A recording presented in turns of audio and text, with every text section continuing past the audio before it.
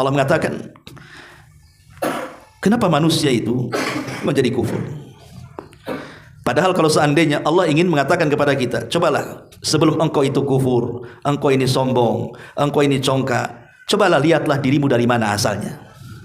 Maka Allah katakan di sini, min ayyi syai'in khalaqa, dari apakah dia diciptakan manusia itu? Min nutfatin khalaqahu faqaddarah, dia menciptakannya dari setetes air mani lalu menentukan takdir-takdirnya. Tsumma sabila yassarah, kemudian jalannya dimudahkan. Tsumma amatahu fa aqbarah, kemudian dia mematikannya lalu menguburkannya. Tsumma idza syaa'a ansyarah, kemudian jika berkehendak dia membangkitkan kembali. Dahulu ada seorang ulama bernama Malik ibn Dinar. Ini pernah saya ceritakan. Malik ibn Dinar, dia berjumpa dengan seorang gubernur Basrah namanya Muhallab ibn Sufrah. Ada orang namanya Muhallab ibn Sufrah. Dia seorang gubernur merangkap menjadi jenderal perang. Muhallab ibn Sufrah ini, karena dia merasa dia jenderal, merasa dia gubernur, maka dia jalan membusungkan dada, sombong. Lewatlah di hadapan Malik ibn Dinar, seorang ulama. Jadi Malik ibn Dinar ini berusaha menasihati Muhallab di sini dan mengatakan, ya Muhallab, jangan berjalan seperti itu, karena jalan seperti itu adalah jalan yang dimurkai Allah. Jalan biasa saja, ngapain harus dibusungkan dada?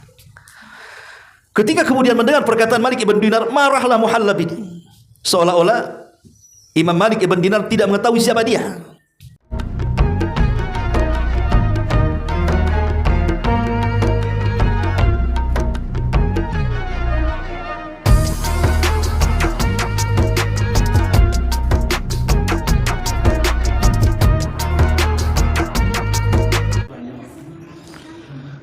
Bismillahirrahmanirrahim.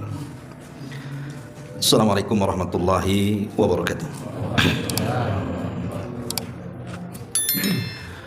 Alhamdulillah wassalatu wassalamu ala Rasulillah wa ala alihi wa sahbihi wa mawalah wa la hawla wa la quwata illa billahi wa ba'du.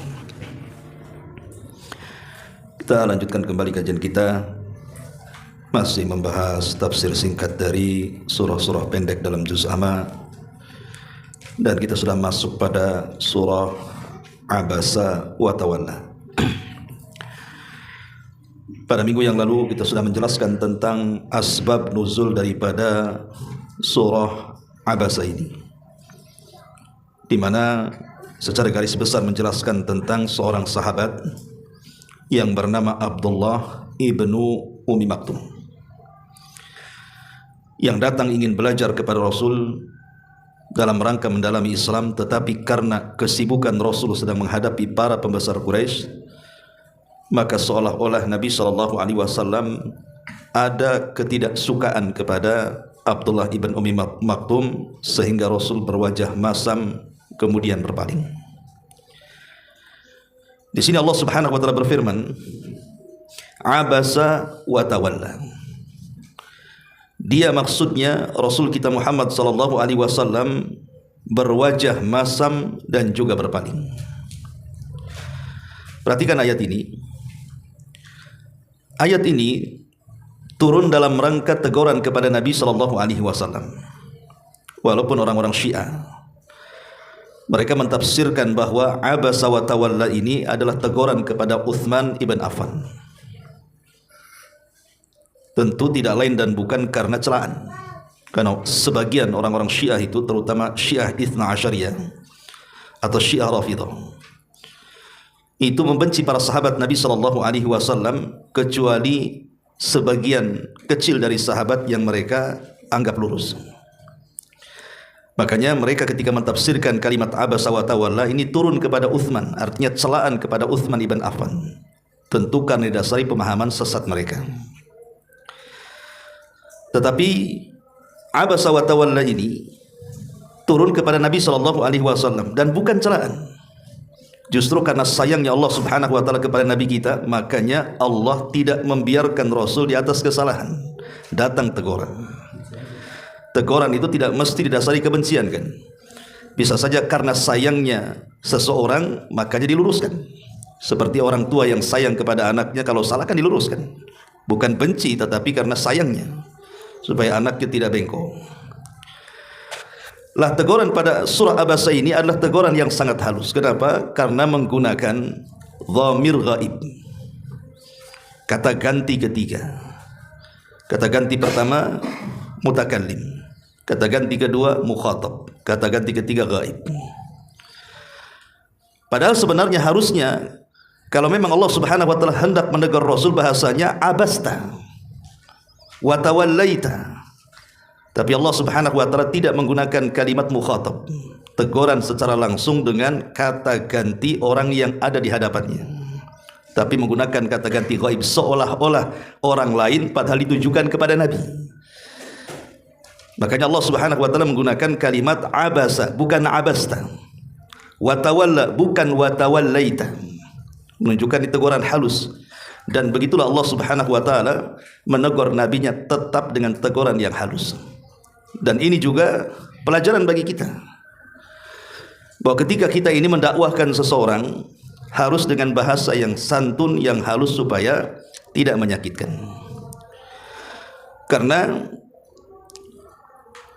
Nabi SAW dikatakan dalam Al-Quran, kalau seandainya engkau wahai Muhammad, la in kunta ghalidhal qalbi lan faddu min haulik. Kalau engkau keras dalam berdakwah, pasti orang-orang akan berpaling. Karena terkadang dakwah ini niatnya baik tapi caranya tidak baik, itu juga tidak akan kena tuh. Niatnya baik tuh, tapi bahasanya kasar, pasti orang akan lari juga kan. Makanya di sini ada pelajaran besar dari Allah Subhanahu wa taala ketika menegur Rasul dengan teguran yang sangat halus sekali. Abasa wa tawalla. Anja'ahul a'ma. Karena seseorang tunanetra namanya Abdullah ibn Umi Maktum yang buta telah datang kepadanya. Kenapa Allah Subhanahu wa taala tidak menyebut namanya saja? Dengan kata-kata anja'ahu Abdullah ibn Umi Maktum, langsung aja orangnya disebut. Kenapa pula disebut sifatnya? Dan a'ma itu kan sesuatu yang sifatnya aib. Sifatnya aib, tidak baik kan begitu. Mengatakan pemain, saya katakan dasar buta, kan enggak bagus kalimat seperti itu. Tetapi karena memang Quran juga kan tidak boleh kita ini melakob-lakobkan orang dengan lakob yang tidak baik, seperti si pincang atau si kurus, si tinggi, si buta dari gua hantu dan begitu seterusnya. Itu kan dilarang, wala tanabazu bil alqab dalam Quran itu. Tetapi maksudnya ayat ini bukan ke sana. Kalimat anja'ahul a'ma, kenapa Allah Subhanahu wa taala menyebutkan sifatnya bukan nama orangnya? Sifat butanya, ketika seseorang yang buta tunanetra itu telah datang kepadamu. Sebagian ulama tafsir mengatakan maksudnya ketika Allah menyebutkan sifatnya di sini, maksudnya li ta'rif. Li ta'rif itu hanya untuk mengenalkan. Boleh kita ini menyebutkan cacatnya seseorang kalau tujuannya hanya sekedar supaya orang kenal. Banyak di sini banyak namanya Saifuddin umpamanya, atau Agus. Lah Agus yang mana satu kan begitu. Terkadang kita ini tidak bisa kemudian memberitahu Agus yang dimaksud kecuali harus menyebutkan beberapa sifatnya. Dan terkadang sifat itu bagian daripada aib dia. Contoh umpamanya orangnya pendek, oh itu si Agus pendek. Oh itu si Agus yang sedih hati itu. Oh itu si Agus yang hitam. Nah gitu ya, itu li ta'rif namanya. Itu boleh. Makanya lihat para ulama hadis itu terkadang justru yang dikenal itu bukan namanya, tapi sifat yang menurut orang itu cacat. Contohnya A'mash, Imam A'mash.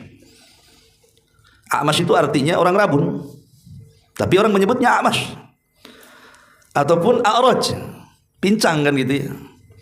Bukan berarti kemudian merendahkan nama ulama tersebut, tidak. Ketika ulama hadis menyebutkan Imam A'mash, Imam A'raj, padahal A'mash itu rabun, A'raj itu pincangan itu, supaya tidak salah. Karena terkadang banyak nama yang sama sehingga tidak bisa dibedakan kecuali harus menyebutkan sifatnya. Lah di sini juga Allah Subhanahu wa taala demikian, anja'ahul a'ma. Ketika datang orang buta kepadamu. Dan ketika Allah Subhanahu wa taala menyebut kalimat buta kepada Abdullah ibn Mas'ud, kepada Abdullah ibn Umi Maktum, bukan dalam rangka mengurangi dia, tidak. Bukan dalam rangka mengurangi dia, tidak sama sekali. Ya, mustahil. Allah Subhanahu wa taala ketika menyebut kalimat buta itu mengurangi derajat Abdullah ibn Umi Maktum. Karena sebenarnya kalau kita perhatikan kisah asbab nuzul itu, sebenarnya dua-duanya juga, baik Abdullah ibn Umi Maktum ataupun Nabi SAW, dua-duanya juga punya kesalahan di sini. Contoh Abdullah ibn Umi Maktum. Seandainya dia tidak buta melihat, kalau Abdullah ibn Umi Maktum itu melihat dan tidak buta, melihat Nabi SAW sedang sibuk berdakwah kepada orang lain, kemudian kita ganggu, itu kan su'ul adab. Ya, adabnya kurang. Masa orang lagi sibuk diganggu? Saya lagi ada tamu, antum datang ganggu saya, kan kurang adab. Ya. Tapi karena dia buta, dia tidak tahu, itu masalahnya. Karena dia buta, tidak tahu bahwa Rasul sedang sibuk, itu masalahnya. Sementara kesalahan Nabi SAW bukan terletak karena dia sedang mendakwahi para pembesar Quraisy. Tidak salah berdakwah kepada orang kaya. Karena dakwah ini kan sifatnya universal, umum. Kepada siapapun kita harus berdakwah. Mau kepada orang kaya, mau kepada orang miskin, mau kepada orang kota, mau kepada orang desa, semua wajib kita dakwahi. Tapi yang salahnya Nabi SAW ketika dia berdakwah kepada orang-orang kaya itu, ketika datang Ibnu Umi Maktum, wajahnya itu bermuka masam, kemudian berpaling. Bermuka masam itu mengkerut dahinya, kemudian berpaling tidak memelihatnya. Itu kesalahannya di situ. Makanya kemudian Allah Subhanahu wa taala kemudian turunkan ayat ini sebagai teguran kasih sayang Allah kepada nabinya. Kemudian Allah Subhanahu wa taala mengatakan, "Wa may yudrika la'allahu yazakka aw yadhakkaru fatanfa'uhu dzikra." Wa may yudrik, tahukah engkau wahai Muhammad, la'allahu, boleh jadi orang buta itu, maksudnya Abdullah ibn Umi Maktum, itu datang kepadamu dalam rangka yatazakka. Yatazakka itu artinya membersihkan dirinya. Ada dua penafsiran para ulama. Pertama mengatakan, boleh jadi Abdullah ibn Umi Maktum itu dia ingin masuk Islam, dan Islam itu membersihkan seluruh kerak-kerak kekufuran dan kesyirikan. Dan kalau orang sudah masuk Islam, maka akan menghapuskan seluruh dosa-dosa sebelum daripada Islam. Artinya bersih, tidak punya dosa lagi. Maka beruntunglah orang-orang yang dulunya kafir kemudian mu'allaf menjadi Islam, maka dia datang tanpa ada dosa. Tetapi sebagian besar para ulama tidak. Maksud yatazakka di sini bukan dari kafir ke Islam, karena Ibnu Umi Maktum sudah masuk Islam. Tetapi maksudnya yatazakka di sini, Abdullah ibn Umi Maktum itu ingin lebih membersihkan hatinya, ingin lebih memenuhi hatinya dengan keimanan, dengan terus bertanya dan belajar kepada Nabi soal Islam. Jadi ingin hatinya itu betul-betul semakin jernih dan juga bersih supaya makin kuat memegang Islam. Kemudian au yadzakkar fatanfa'ahu dzikra, atau kedatangan ia itu supaya mendapatkan pelajaran atau pengajaran sehingga pengajaran itu bermanfaat bagi hidupnya. Ketika Allah Subhanahu wa taala mengatakan yatazakka au yatadzakkar, ada kaidah para ulama bahwa tarbiyah itu dilakukan setelah adanya tanqiyah. Jadi tarbiyah itu dilakukan setelah adanya tanqiyah. Tanqiyah itu artinya pembersihan jiwa dulu, baru setelah itu ditarbiyah dulu dia. Menunjukkan amalan hati itu harus didahulukan sebelum amalan badan. Makanya lihat sholat. Sebelum antum sholat, antum bersihkan dulu kan, adanya toharoh di situ. Ya, toharoh dulu baru sholat. Ya. Lah begitu juga amalan badan yang kita lakukan itu, sebelum badan kita bergerak maka hati dibersihkan dulu. Karena yang menentukan penerimaan amalan badan di sisi Allah itu adalah amalan hati, seperti ikhlas, tawakal, takut, harap, cinta dan yang semacamnya. Kemudian juga di sini Allah mengatakan fatanfa'ahu dzikra, dan pengajaran itu bisa bermanfaat bagi Abdullah ibn Umi Maktum. Masyarul muslimin yang dimuliakan Allah Subhanahu wa taala, ayat ini mengajarkan kepada kita bahwa setiap peringatan yang datang dari Al-Qur'an itu pasti ada pelajaran di dalamnya. Karena Quran itu adalah kitab ibrah, kitab pelajaran. Walaupun di dalam Quran itu banyak kisah-kisah umat terdahulu kan, dari kalangan para nabi dan kaum-kaum yang kufur. Tetapi kita lihat bahwa kisah-kisah dalam Al-Quran itu kan tidak semua lengkap. Ada seperti kisahnya Nabi Musa, kisahnya Nabi Yusuf gitu ya. Tapi ada kisah Nabi itu hanya global saja. Atau bahkan boleh jadi namanya ada, kisahnya tak ada. Seperti Zulkifli, Ilyasa. Itu namanya ada di Quran, tapi kisahnya nggak ada kan gitu ya. Menunjukkan bahwa Quran itu ketika mengkisahkan beberapa kisah dengan mencuplik beberapa kisah dari mereka itu, hanya diambil poin-poin yang bisa diambil ibrah. Karena Quran itu bukan kitab sejarah, tapi kitab pelajaran. Jadi setiap yang kita baca itu ada pelajaran di dalamnya. Makanya di sini Allah katakan fatan fa'ahu dzikra. Kemudian Allah mengatakan amma man istaghna. Adapun orang-orang yang merasa dirinya serba cukup. Maksudnya dari pembesar-pembesar Quraisy itu. Fa anta lahu tasadda. Engkau wahai Muhammad memberi perhatian kepada mereka lebih dibandingkan engkau memberikan perhatian kepada Abdullah ibn Ummi Maktum. Padahal Allah mengatakan wa ma 'alaika alla yazakka. Padahal tidak ada celah atasmu kalau dia tidak mensucikan diri mereka. Maksudnya sekalipun mereka tidak beriman setelah engkau dakwahi mereka wahai Muhammad, itu tidak akan ditanya di hadapan Allah. Pamannya nih, kita ini punya keluarga. Mungkin orang tua kita atau mungkin paman kita atau sepupu kita, mereka belum sholat.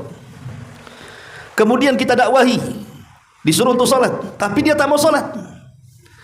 Ketika kita sudah berdakwah kepada dia, disuruh sholat, kemudian dia tidak mau sholat, apa nanti akan ditanya di hadapan Allah? Kenapa kau tidak berhasil mendakwahi dia? Tidak.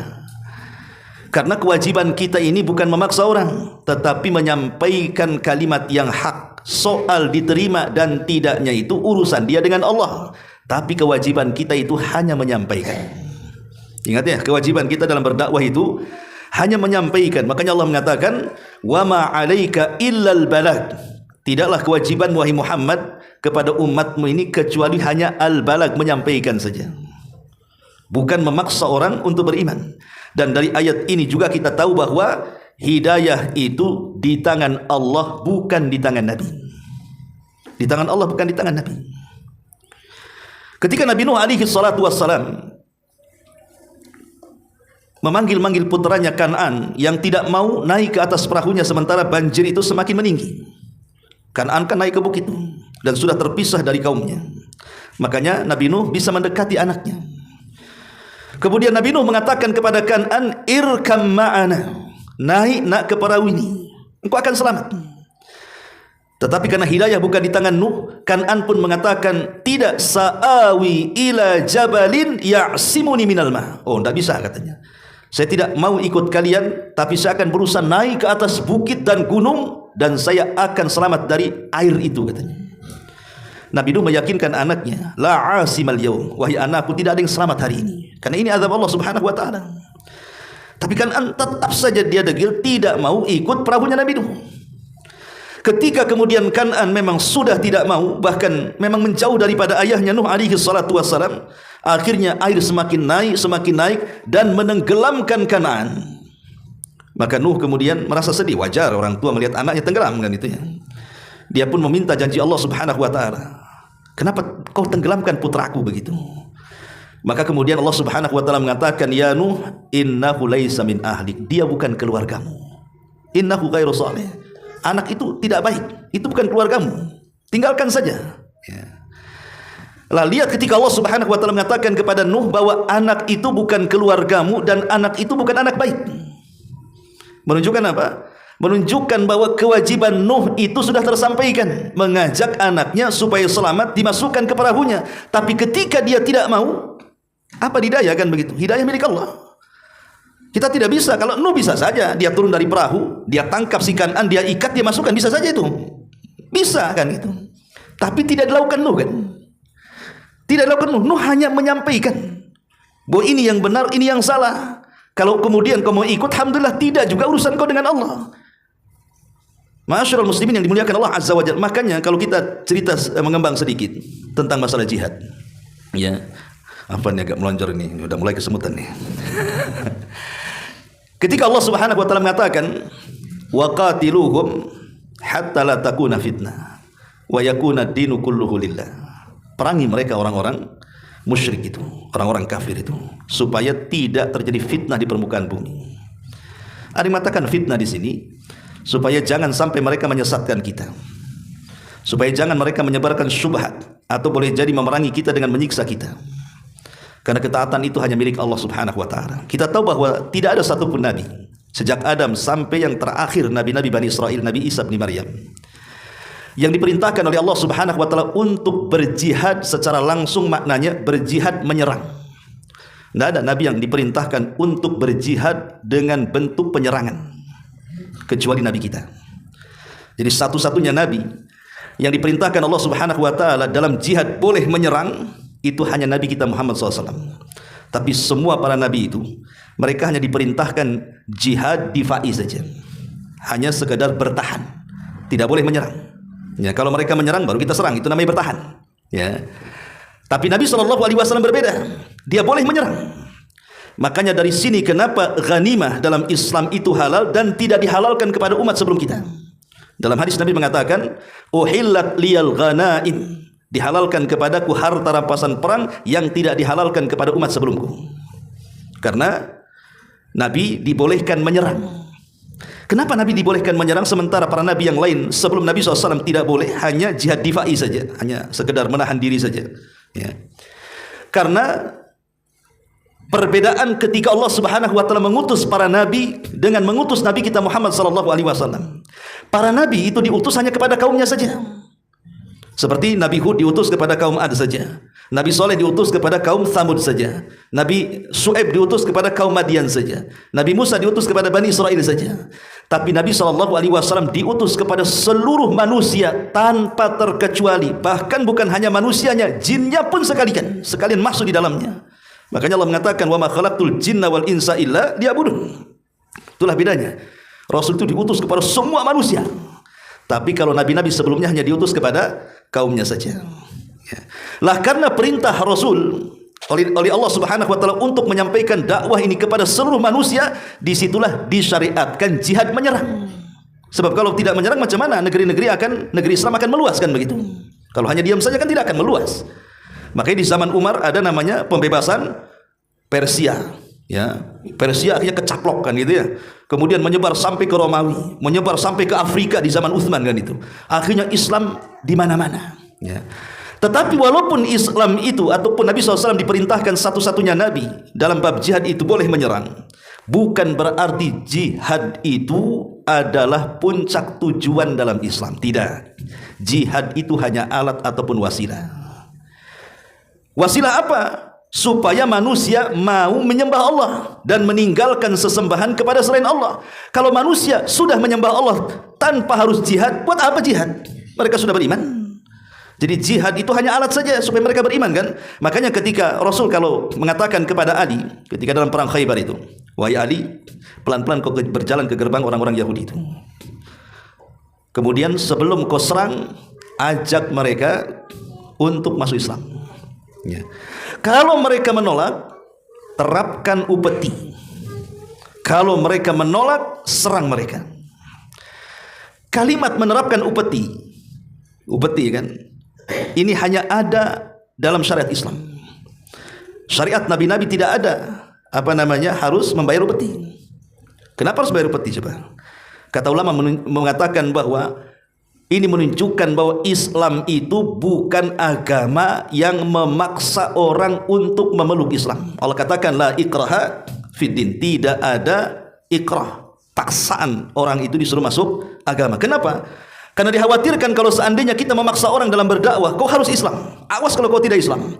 Dikhawatirkan nanti akan banyak orang-orang munafik. Kenapa? Karena orang munafik itu, kenapa dia munafik? Karena masuk Islam dengan terpaksa kan? Akhirnya jadi munafik tidak kan? Karena terpaksa dia masuk Islam, jadi munafik jadinya. Ya. Makanya Islam itu tidak mengajarkan kita memaksa orang, hanya mengajarkan menyampaikan saja. Makanya di sini kata Rasul, kalau mereka tak mau Islam nggak masalah, tetapi tolong bayar jizyah. Kan nggak ada paksaan di sini kan? Ya, kalau paksaan kan nggak mau bayar jizyah, saya nggak mau jizyah, pokoknya kau harus masuk Islam. Ini madarat nantinya. Kenapa? Karena tadi akan banyak orang-orang munafik di tubuh kaum muslimin. Karena banyak orang yang masuk Islam secara terpaksa jadinya.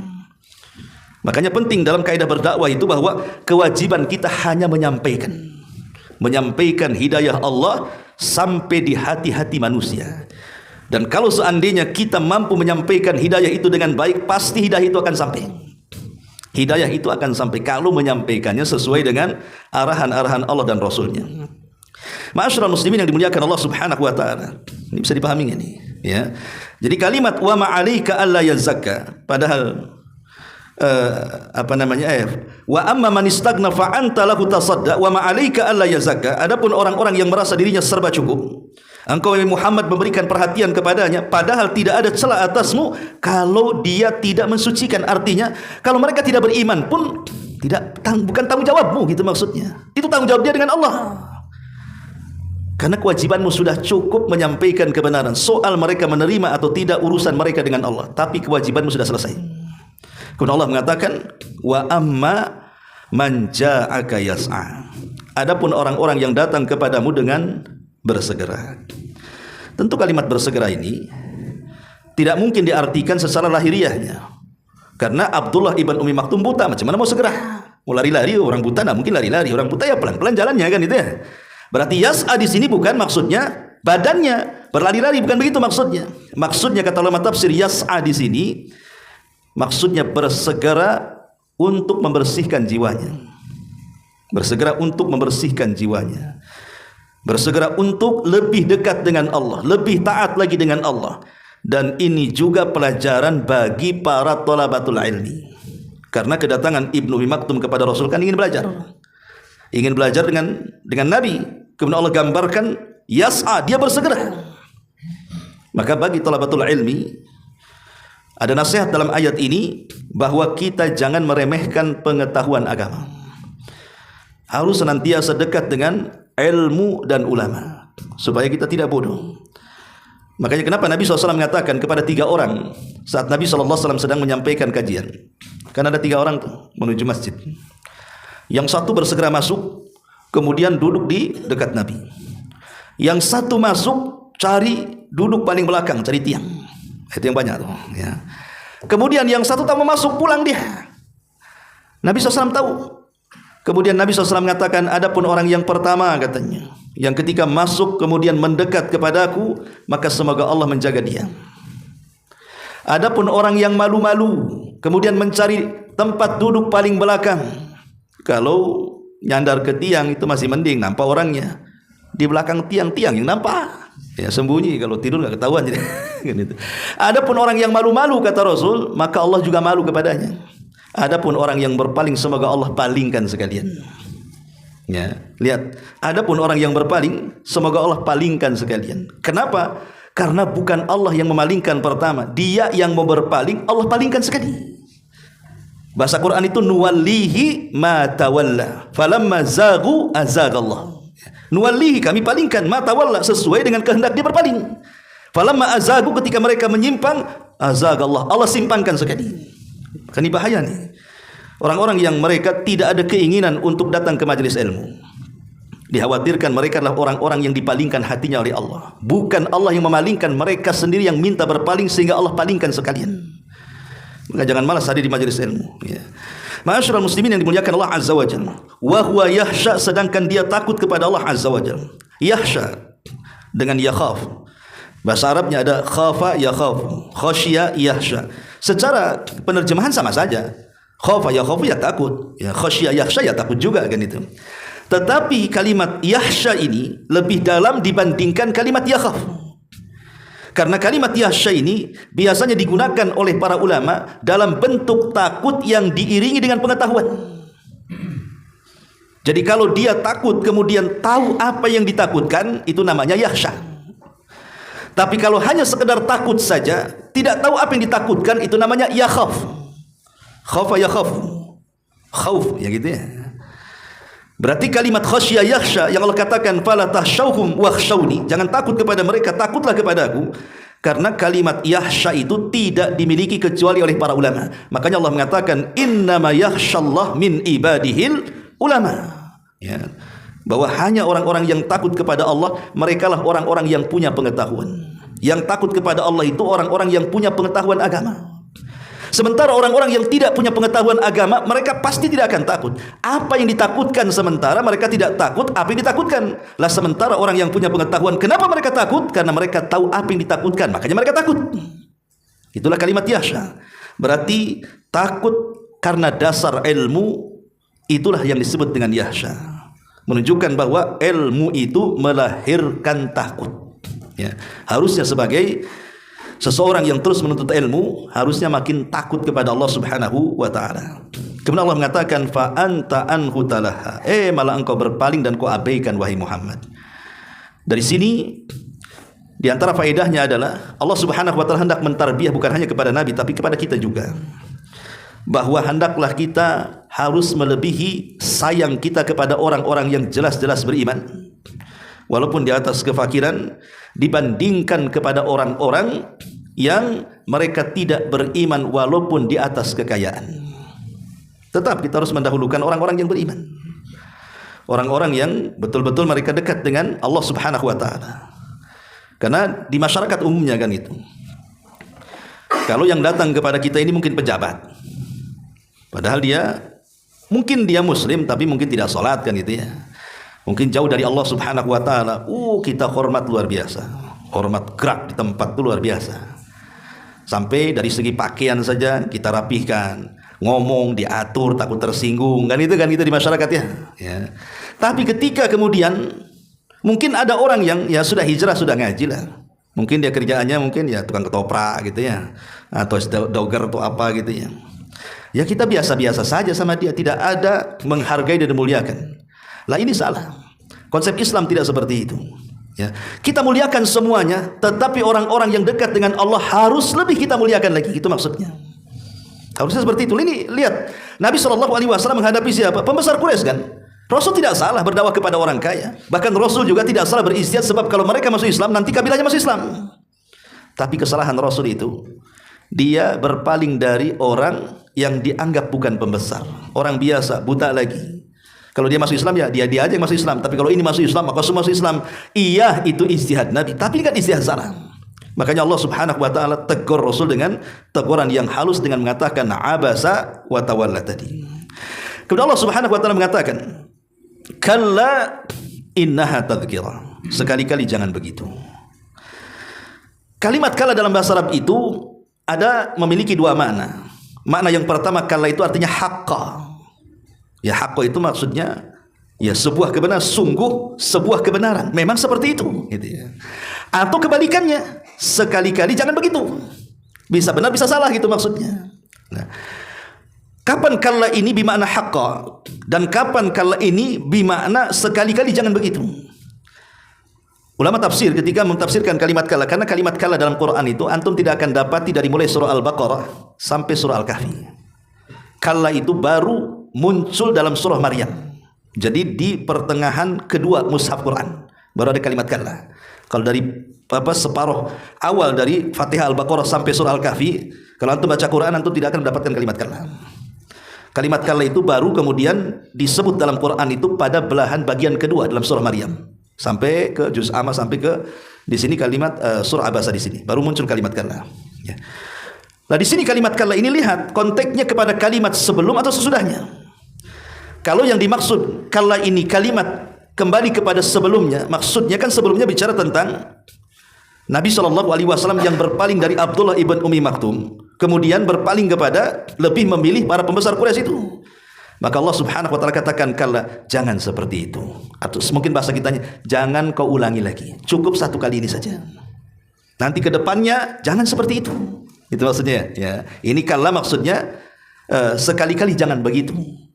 Cukuplah ini satu kali. Kau boleh bermuka masam, kau boleh berpaling, cukup dalam kasus ini saja. Kedepannya jangan kau lakukan. Sama juga dengan kita. Karena yang namanya ibrah dalam Quran itu kan bukan karena sebab khususnya turun, tetapi karena umumnya lafaz kan. Memang sebab turunnya kepada Rasul, tetapi kan ibrahnya kepada kita juga umatnya. Jadi kalimat kalla juga pelajaran bagi kita. Kalau kita ini mengalami kesalahan dalam berdakwah, jangan diulang, perbaiki. Soalnya seperti itu. Atau kalimat kalla di sini maksudnya haqqa, karena bicara tentang kalimat setelahnya. Maksudnya kalla benar-benar. Innaha al-Quran itu tadhkiratun, sebuah peringatan. Quran itu sebuah peringatan. Benar-benar Al-Quran itu sebuah peringatan. Bagi siapa? Faman sya'a dzakarah.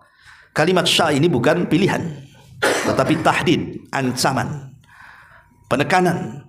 Karena sya' ini terkadang diartikan memilih. Ya, insya Allah kan gitu ya. Ya, datang besok, insya Allah. Tahu tak datang. Ya kan, itu kan soal ada pilihannya antara datang dan tidak kan. Kalimat sya'a itu ya. Tapi dalam ayat ini bukan takhir, bukan pilihan, tetapi tahdid di sini. Maksudnya faman sya'a dzakara, siapapun yang berkehendak tentu akan mendapatkan peringatan dari Quran itu. Seolah-olah Allah ingin mengatakan, kalau engkau ingin mengambil pelajaran, maka ada dalam Quran. Dan itu sebuah kepastian. Kau akan dapat pelajaran dari Quran itu. Kemudian Allah mengatakan fi suhufim mukarramah. Di dalam suhuf yang dimuliakan di sisi Allah, maksudnya di Lauhil Mahfuz. Marfu'atin mutahharah, yang ditinggikan, kedudukannya lagi disucikan. Bi aidi safarah, di tangan para utusan para malaikat. Kiramim bararah, yang mulia lagi bararah. Maksudnya bararah di sini artinya as-sadiq, jujur, amanah. Mereka para malaikat adalah makhluk yang jujur lagi amanah. Jadi ayat ini menceritakan tentang sifat para malaikat yang membawa Al-Quran. Bahwa Quran itu bukan dibawa oleh sembarang makhluk, tetapi dibawa oleh makhluk yang paling mulia yang Allah ciptakan, yang tidak pernah melakukan dosa, yang senantiasa dipenuhi dengan ketaatan. Apapun yang Allah perintahkan pasti mereka akan lakukan. Itulah para malaikat. Dan kemuliaan Al-Quran itu sampai Allah letakkan di sebuah suhuf. Maksudnya suhuf mukarramah, maksudnya di sini di sebuah tempat yang sangat mulia yang disebut dengan Lauhil Mahfuz. Di mana Lauhil Mahfuz itu marfu'ah mutahharah, tempatnya ditinggikan dan tempatnya disucikan. Baru kemudian Quran itu dibawa oleh siapa? Bi aidi safara. Siapa safara di sini? Para malaikat. Kalimat safara, ulama tafsir mengatakan ada yang memaknai kataba, ada yang mengatakan qara'a, ada yang mengatakan naqala. Kalimat safara itu bisa memiliki makna qara'a, membaca, bisa memiliki makna kataba, menulis, bisa memiliki makna naqala, menukilkan. Dan tiga-tiganya benar. Ya. Karena sifat Quran ini pertama dibaca. Kan Quran diturunkan itu untuk dibaca, isinya kan gitu. Bahkan orang yang membaca Quran itu berpahala, karena Quran itu diturunkan untuk diibadahi bacaannya. Walaupun tidak paham baca Quran pasti berpahala. Setiap satu huruf 10 kebaikan. Ya. Atau yang kedua kataba, karena Quran itu ditulis. Ada yang di Lauhil Mahfuz, ada yang di Baitul Uzza, ada yang dalam bentuk mushaf. Ya. Atau naqala. Naqala itu artinya dipindahkan satu tempat ke tempat berikutnya. Di malam Lailatul Qadar, maka Jibril mengambil Quran yang ada di Lauhil Mahfuz, kemudian diletakkan di Baitul Uzza. Setelah diletakkan di Baitul Uzza, baru diturunkan ke bumi. Ayat per ayat, angsur per angsur sampai 32 tahun. Ya. Ma'asyiral muslimin yang dimuliakan Allah Azza wa Jalla. Kemudian Allah menyebutkan sifat malaikat kiram. Ingat, sifat malaikat itu kiram. Kiram itu maksudnya penuh dengan kemuliaan dan budi baik kepada manusia. Saking baiknya malaikat kepada kita itu, mereka menjaga kita. Kalau kita mau celaka, dihalau sama malaikat, jangan. Kalau kita mau jatuh, dihalau, jangan jatuh. Kalau kita sedang tidur, dihalau tuh binatang-binatang, jangan mendekat. Itulah kiram. Ya. Kiramnya para malaikat kepada kita. Bararah, tadi saya katakan bararah itu artinya as-sidqu wal mu'taman. Jadi malaikat yang penuh kejujuran dan penuh dengan amanah. Tidak ada malaikat yang korupsi ayat, ikhwan. Oh, ini ayat baik, aku korupsi aja. Ngapain perlu sampaikan kepada Muhammad? Nggak ada. Malaikat itu tidak ada yang korupsi. Mereka amanah, betul-betul menyampaikan risalah Allah kepada Rasul kita Muhammad sallallahu alaihi wasallam. Kemudian Allah mengatakan kutilal insanu ma aghfara. Kutila, kalimat kutila kata Abdullah bin Mas'ud, Abdullah bin Abbas radhiyallahu anhuma.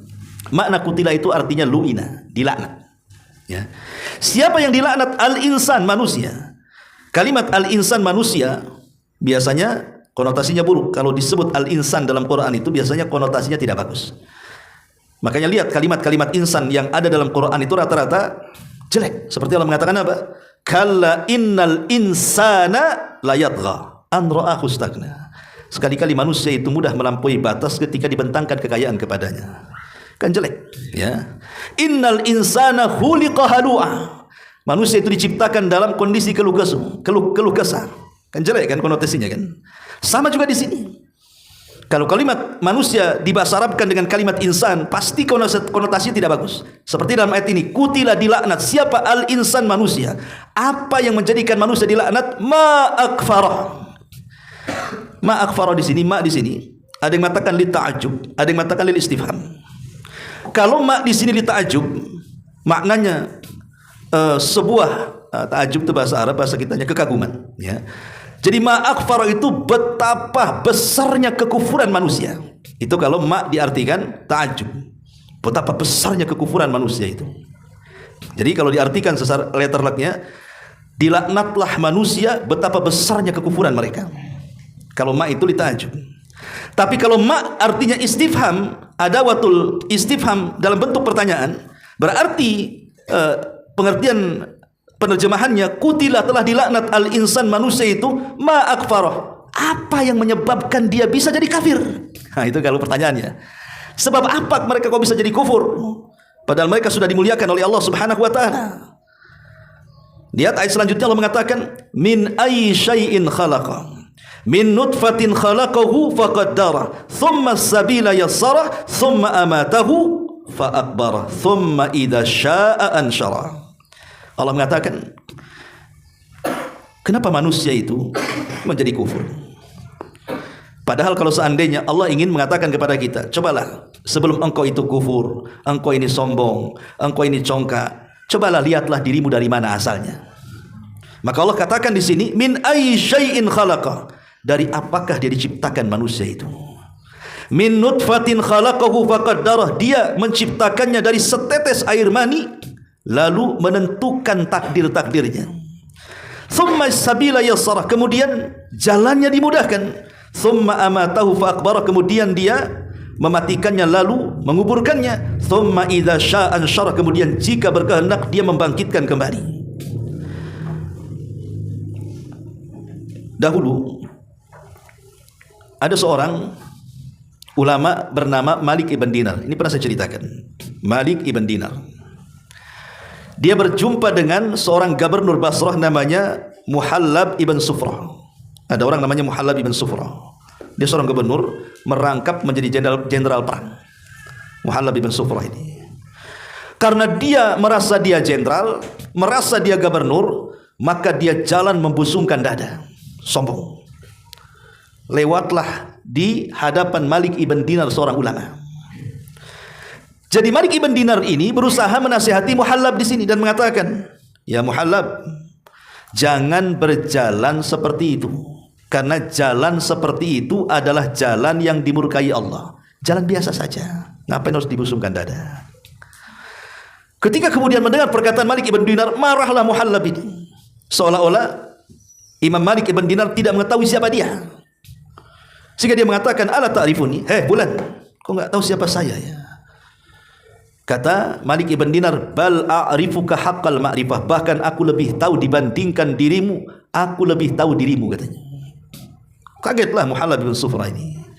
Bagaimana tidak? Kok dia mengatakan seperti itu? Dia lebih tahu dibandingkan orangnya, kan gitu. Jadi Muhallab bertanya, oke, kalau begitu siapa aku, katanya. Dikiranya Malik ibn Dinar mengatakan, engkau seorang gubernur, engkau seorang jenderal.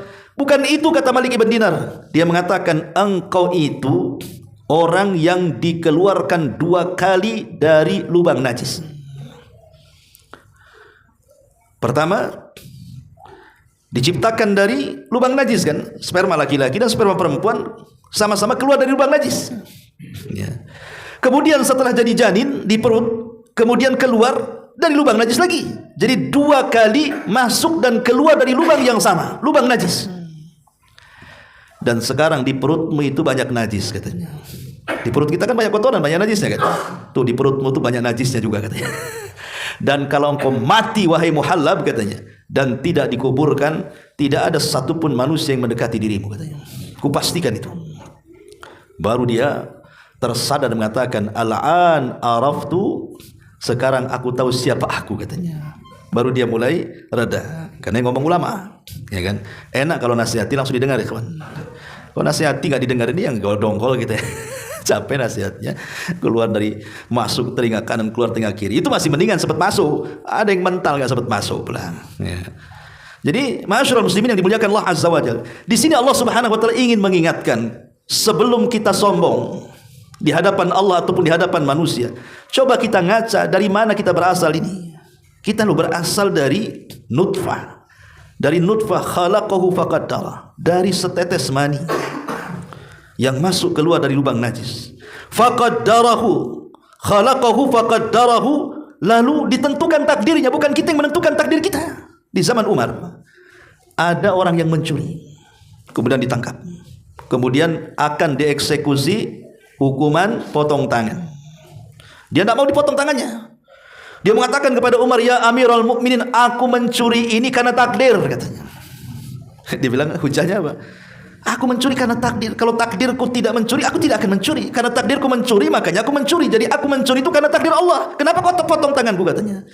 Maka Umar mengatakan, sama, aku potong tanganmu juga karena takdir, katanya. Dua-duanya karena takdir. Ya. Aku potong tanganmu juga karena takdir. Sudah ditakdirkan lauhul mahfuz, aku akan motong tanganmu, katanya. Ya.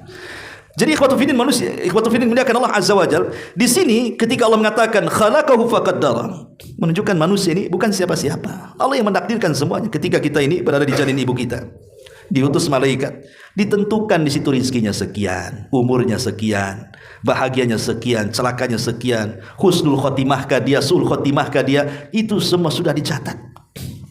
Lalu apa kekuatan manusia di hadapan Allah? Thumma sabila yassara. Ada yang mengatakan thumma sabila yassara itu maksudnya dimudahkan saat kelahirannya.